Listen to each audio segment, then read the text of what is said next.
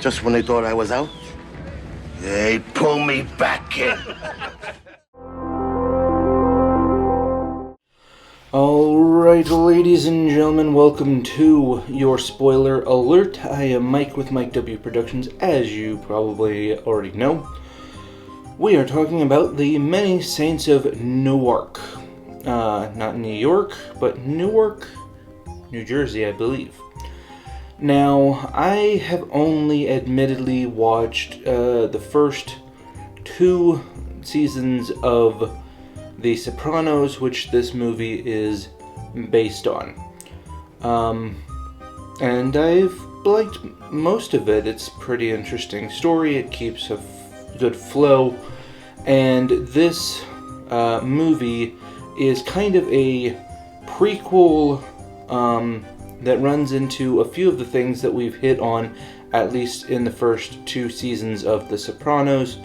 Some of the stuff that happens in this movie happened in the movie, but they don't go into extreme focus like the show did, because we already saw that. It just kind of gives you a timeline of when things are happening. So this movie is basically the 50s through the 60s, and that's kind of where we're at in the prequel of The Many Saints. So in the first part of The Many Saints, we do get to see the episode retold with the main character from The Sopranos, Tony, being a kid, sneaking into his dad's trunk and going to this little theme park that his dad was taking his sister to.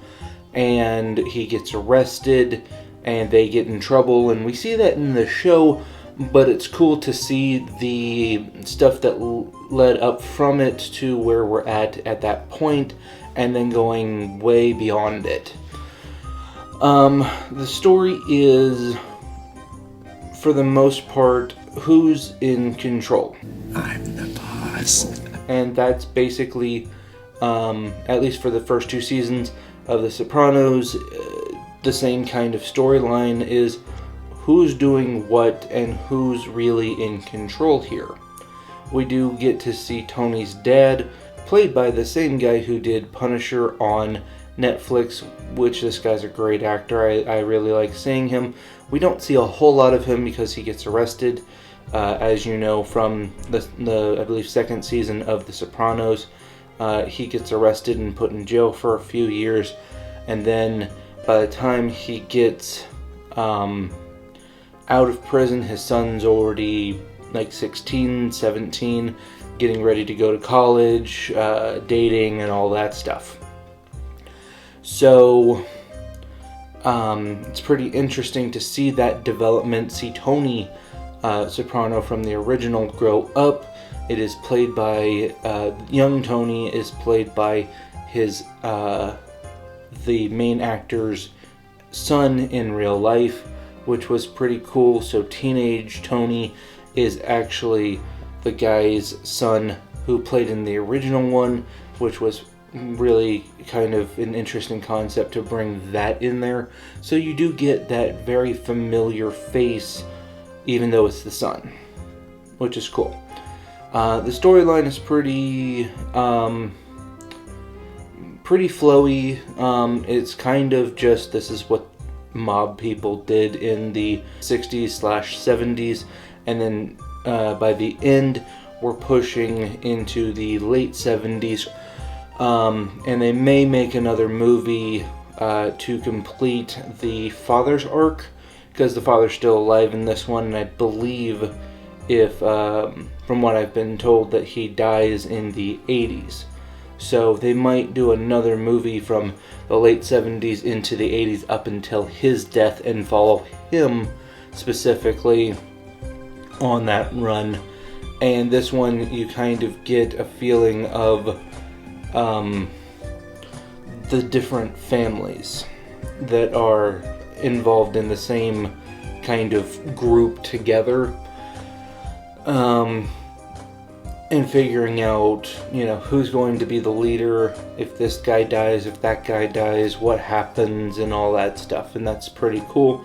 There is a historical side note which comes into play in the TV show, with the black characters, the old man from the Why Aren't You Guys Hiring People of Color in the original series, comes into play as a younger man in this one, and we get kind of a developing story arc in that. So we kind of are putting our fingers into a bunch of little pies all at one time, just seeing the development of all of these characters and what brought them to what they were during Tony's run in The Sopranos TV show, which is pretty fun to see, especially if you're a hardcore Sopranos fan.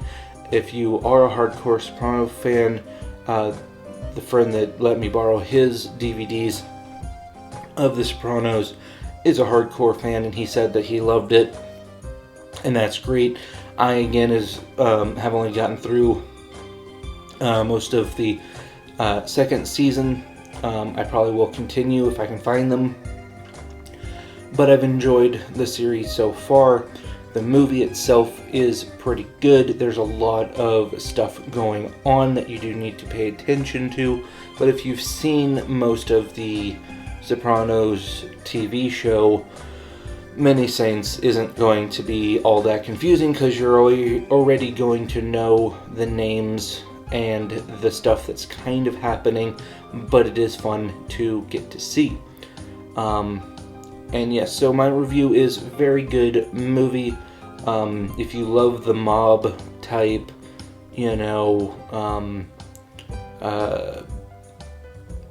family type, like The Family type movies, mob movies, very reminiscent of older, gang movies, you will like The Many Saints of Newark.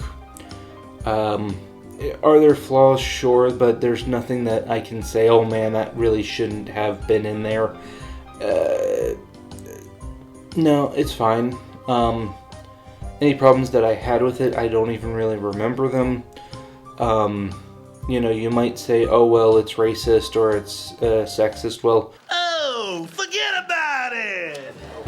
you're dealing with the people from the 30s and 40s who are adults in the 50s and 60s and now 60s into the 70s. That's going to come up. Like, they're going to be racist. They're going to be what we would consider now offensive. That is that era, and that's fine because they're truly depicting what it was like in the 60s and 50s. So yeah, I mean that's honest viewing there.